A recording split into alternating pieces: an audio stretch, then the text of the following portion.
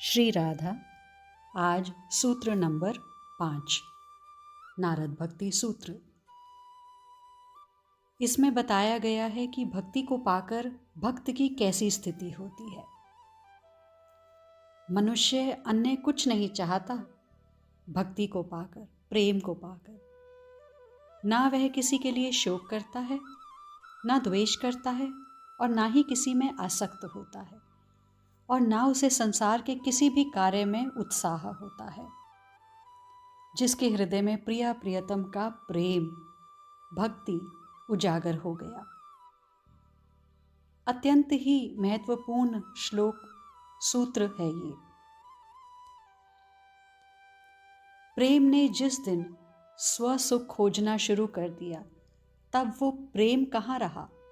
वह तो वासना हो गई, इच्छा हो गई। परंतु यह सूत्र हमें बताता है, नारद मुनि यहाँ बताते हैं कि भक्ति को पाकर साधक कुछ नहीं चाहता। भक्त को कुछ नहीं चाहिए, ना अपना सुख, और अगर वह अपना सुख चाहे तो वह भक्त नहीं है।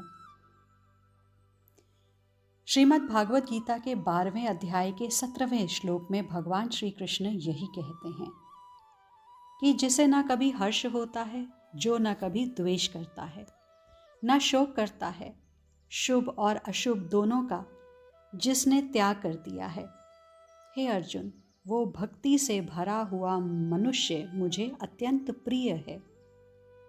और यही बात यहाँ नारद जी अपने सूत्र में बता रहे हैं। भगवान श्री कृष्ण ने कहा है स्पष्ट, वो भक्त मुझे प्रिय है। हमारे कहने से, हमारे व्याख्या करने से थोड़े ही कुछ होगा। हमारे स्वामी को क्या पसंद है, हमारी स्वामिनी को क्या पसंद है, उसके आधार पर ही तो निर्णय होगा कि हम सेवक हैं, भक्त हैं या नहीं। अगर हमारे कृत्य से हमारे स्वामी स्वामिनी ही प्रसन्न नहीं है, तो वह करना तो बेकार गया ना। कौन भक्त है, भगवान को कौन प्रिय है, ये समझना है। संसार की सामग्रियों को पाकर जो प्रसन्न होता है और न मिले तो दुखी हो जाता है, यानी शोकग्रस्त हो जाता है। इसका मतलब अहंकार कूट कूट के भरा हुआ है उसके अंदर। जो जितना अहंकारी होगा उतना ही वह दुखी होगा।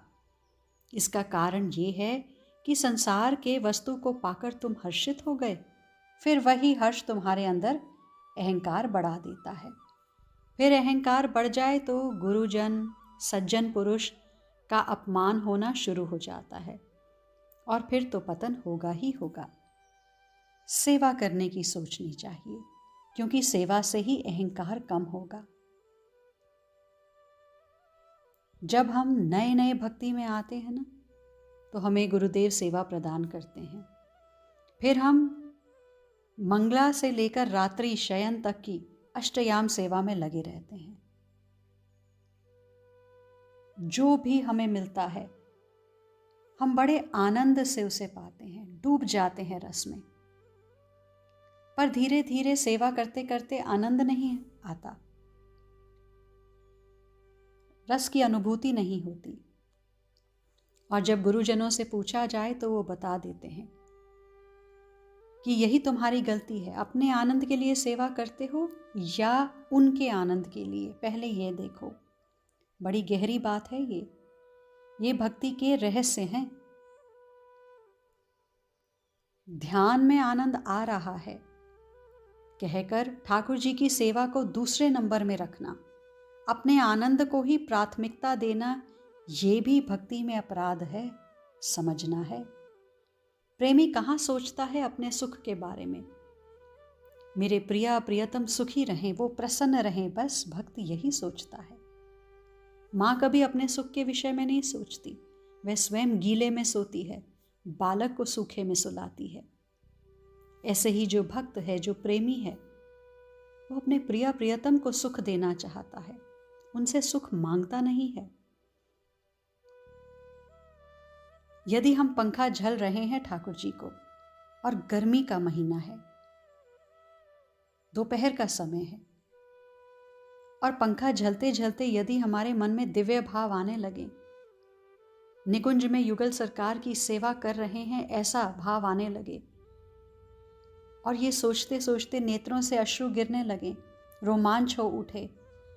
और उस स्थिति में यदि हम पंखा करना भूल जाएं, तो भी हमें ध्यान रखना है कि सेवा ऐसे होती है क्या। ठाकुर जी को यहाँ गर्मी लग रही है, उसकी चिंता हमें नहीं है। हम तो बस अपने रोने धोने में अपने चिंतन से मतलब है। अपना सुख यह अपने जीवन से निकाल देना है। अपना सुख भक्ति में देखना ही नहीं है। शोक नहीं करना। किसके लिए शोक करोगे?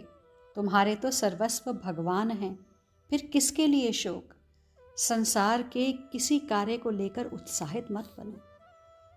कोई एक त्योहार आता है, कोई महोत्सव आता है संसार में, हम इतना उत्साहित हो जाते हैं, विवाह को लेकर इतना उत्साहित हो जाते हैं, घर में कोई आ रहा है उसको लेकर इतना उत्साहित हो जाते हैं।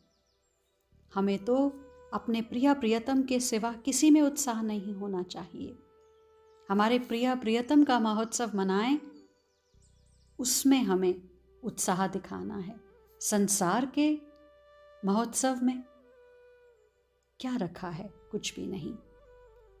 और अगर हमें संसार के उत्सवों में अभी उत्साह है, तो फिर हम प्रेमी नहीं हैं। हमारी तो हर क्रिया बस अपने प्रियतम के लिए होनी चाहिए। संसार का क्या सुख मना रहे हैं हम, किसकी खुशी में शामिल हो रहे हैं हम, और यहाँ हमारे प्रिय प्रियतम हमारी बाट जो रहे हैं। एक बार सोच के देखिए। यही नारद भक्ति सूत्र है कि यदि सच में हृदय में भक्ति है, यदि सच में प्रिय प्रियतम के लिए हमारे हृदय में प्रेम है, तो संसार का कोई भी व्यक्ति, वत्सु, कोई उत्सव हमारे हृदय में उत्साह नहीं भर सकता। प्रिय प्रियतम को पीछे करके संसार के महोत्सवों में शामिल होना, ये कहाँ की बुद्धिमता है। आज के लिए इतना ही। शेष आगे। श्री राधा।